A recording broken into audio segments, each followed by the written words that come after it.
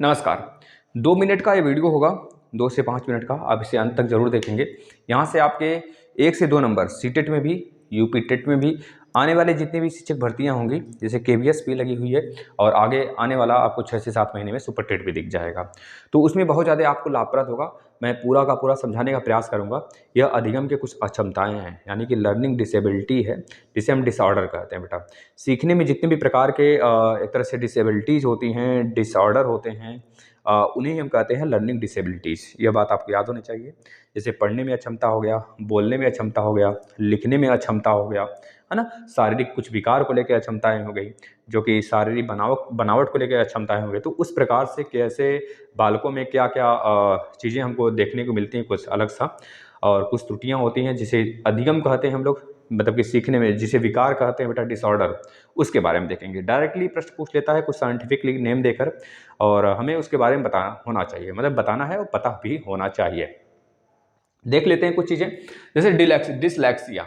Dyslexia में जो बालक होता है, इसको पढ़ने से संबंधित विकार हो जाता है। ये चीज़ों को सही से पढ़ नहीं पाता है। हकला के बोलना, हकला कर बोलना, कुछ चीज़ें जन्मजात होती हैं और चीज़ें कुछ डिसलेक्सिया के शिकार भी होते हैं बच्चे जिन्हें हम कहते हैं डिसलेक्सिया संबंधित डिसएबिलिटीज। अगर डिसलेक्सिया संबंधित डिसएबिलिटी जिस बच्चे में है, वो पढ़ने से संबंधित चीज़ों को सही से पढ़ नहीं पाएगा, है ना? ये चीज़ें दिमाग में रख लेंगे। इसके बाद बेटा डिसग्राफिया आ जाता है। इसमें बच्चा, देखिए इसमें क्या था, बच्चा पढ़ नहीं पाता था, डिसलेक्सिया। कुछ लोग ट्रिक याद दिलाते हैं, हम भी ट्रिक कुछ बताकर आपको चलेंगे। डिसलेक्सिया जैसे लक्ष्य जो साबुन आता है, उसमें हम लोग पढ़ेंगे लक्ष्य साबुन को, भाई लक्ष्य लिखा हुआ है तो पढ़ेंगे, तो यानी कि पढ़ने से संबंधित विकार। तो लक्ष्य साबुन को हमने पढ़ा तो पढ़ने से संबंधित विकार होगा, यानी कि जो बच्चा को रीडिंग जो एबिलिटी होगी ना, थोड़ी सी एक तरह से डिसऑर्डर की तरफ जाएगा, मतलब सही से सारी चीज़ों को ढंग से वो पढ़ नहीं पाएगा, तो इसे कहते हैं डिसलेक्सिया। यह चीज़ें हो गई। अब ये नहीं समझ जाना है हमें कि जो बच्चे बचपन में होते हैं, हकलाते हैं, र को ल कहना, ड को ल कहना, तो समझ रहे हो ना, बच्चे के मुख से उच्चारण अलग होते हैं। वह तो जन्म जन्म की कुछ स्टेज होते हैं, उसमें हमको देखने को मिलता है, लेकिन यह अलग सा कुछ है जिसको बच्चे के अंदर जन्मजात देखने को मिलता है, और शायद यह मरणोपरांत तक रहता है। समझ रहे हो ना? और इसके बाद क्या बेटा, डिसग्राफिया। डिसग्राफिया में बच्चे लिखने से संबंधित विकार होता है। ग्राफिया में क्या करते हो, आप ग्राफ बनाते हो, तो पेन से चलाकर ही ग्राफ बनाओगे, इस तरह याद कर लेना। डिसग्राफिया, डिसग्राफिया में क्या होगा, बच्चे से लिखने संबंधित विकार होंगे, यानी कि रिटेन संबंधित क्या होंगे, उसमें डिसऑर्डर देखने को मिलेंगे हमको बेटा। नेक्स्ट आ जाते हैं डिसकैलकुलिया। या नाम से पता चल रहा है डिसकैलकुलिया, यानी कि कैलकुलेशन से, यानी गणितीय संरचना होते हैं बेटा, जो हमारे 4 होते हैं गणितीय, यानी कि मैथमेटिकल ऑपरेशन जो होते हैं, प्लस माइनस गुणा भाग, उसमें बच्चे को एक तरह से विकार समझ में आता है, बच्चा सही से कर नहीं पाता है। अगर उसे गुणा करने के लिए दिया जाए, वो जोड़ देता है सारी चीज़ों को, भाग करने के लिए दिया जाए तो माइनस कर देता है सारी चीज़ों को। इस प्रकार से कैलकुलेशन उसका बहुत ज़्यादा डिस्टर्ब होता है। अगर 1 और 2 उसको जोड़ने के लिए कहा जाए तो काफ़ी देर तक सोचने लगता है। तो इसका कैलकुलेसिया, मतलब कैलकुलेशन में बहुत ज़्यादा प्रॉब्लम्स आ जाते हैं। उस प्रकार से बेटा कैल्सी से याद रखेंगे, गणितीय गणना करने में, गणना से संबंधित विकार जिस बालक को होता है, उसे क्या कहते हैं, डिसकैलकुलिया कहते हैं। अभी तक मैंने 3 पढ़ा। डिसग्राफिया में बच्चे को लिखने संबंधित विकार है, डिसलेक्सिया में बच्चे को पढ़ने से संबंधित विकार है बेटा, और डिसकैलकुलिया में बच्चे को गणितीय संबंधी, यानी गणना करने में जो प्रॉब्लम्स आते हैं, उसे कहते हैं गणितीय प्रॉब्लम या गणितीय गणना से संबंधित विकार। नेक्स्ट आ जाता है बेटा डिसमॉर्फिया। देखिए डिसमॉर्फिया बहुत ज्यादा पूछा जाता है बेटा, इसमें शारीरिक भ्रम वाली स्थिति हो जाती है, शारीरिक भ्रम वाली स्थिति हो जाती है।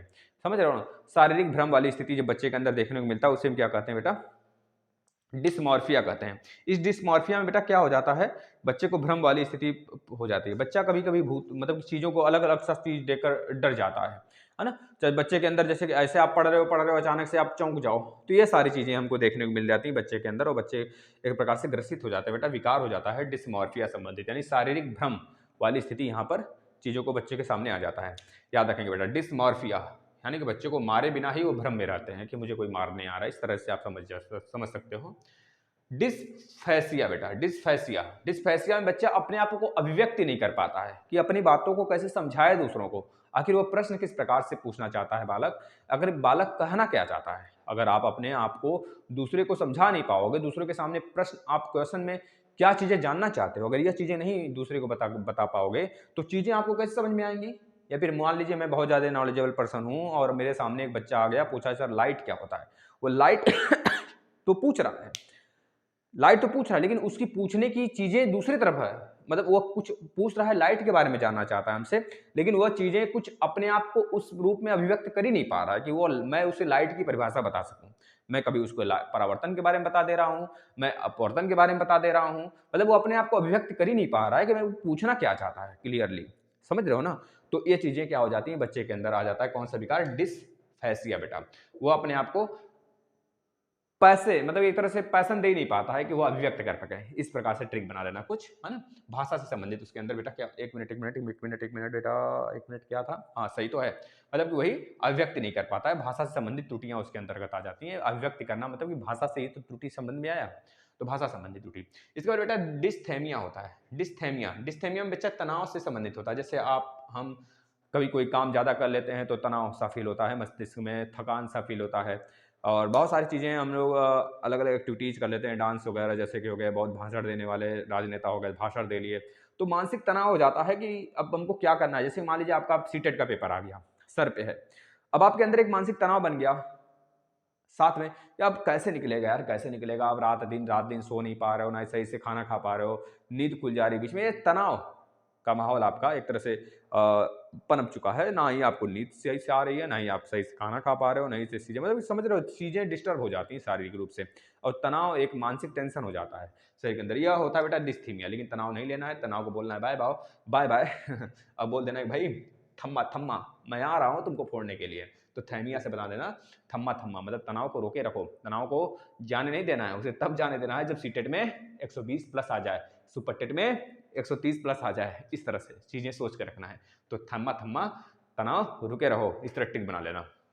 अच्छा डिस्प्रैक्सिया मतलब देखना कहीं और, ध्यान और कहीं और हो। जैसे कुछ बच्चे होते हैं ना, आप उनको सिखा रहे होते हैं सामने बोर्ड पर, लेकिन बच्चा देखता तो आपकी तरफ है, लेकिन आपको लगता है बच्चा कहीं और देख रहा है। बच्चा कहीं और देख ही रहा है, सच में देखें तो। बच्चा देख इधर रहा है और चीज़ें उसकी आँखें जो इधर है, लेकिन बच्चा का ध्यान इधर है। तो ध्यान और कहीं और होता है और आँखें कहीं और होती हैं। इसमें शारीरिक संबंधी विकार होता है बच्चे के अंदर। बच्चे के अंदर शरीर से संबंधित विकार होता है। पहले शरीर से कौशल, ऐसे बच्चों में बहुत सारी चीज़ें कमियों के रूप में देखा जाता है। बच्चा सही से सीख नहीं पाता है ना? बच्चों को एक तरह से बहुत सारे इसके साथ-साथ बहुत ज़्यादा और कठिनाइयाँ होती हैं। तो याद रखना ये सारी चीज़ें मैंने एक बार फिर से रिवाइज़ करा देना है। डिसलेक्सिया पढ़ने से संबंधित विकार, डिस्ग्राफिया लिखने से संबंधित विकार, डिसकैल्कुलिया गणितीय संबंधित विकार, डिसमॉर्फिया बेटा डिसमॉर्फिया मतलब कि शारीरिक भ्रम हो जाए उसे। और डिस्पैसिया मतलब पैशन ना बता पाए बेटा, वो अपना पैशन ना बता पाए, यानी कि उसे भ्रम हो जाता है, एक तरह से अभिव्यक्ति अपनी खुद को नहीं कर पाता है, पैशन नहीं बता पाता अपना। तो डिस्थेमिया मतलब तनाव, थैमिया तनाव, इस तरह से भी थ आ रहा है, उसमें भी त आ रहा है बेटा, तनाव संबंधित विकार हो जाता है। और डिस्प्रैक्सिया प्रेज़ नहीं कर पाता अपने आप को, मतलब कि इसमें बेटा देखना कहीं और हो जाता है और ध्यान कहीं और हो जाता है। इस चीज़ को याद रख लेना।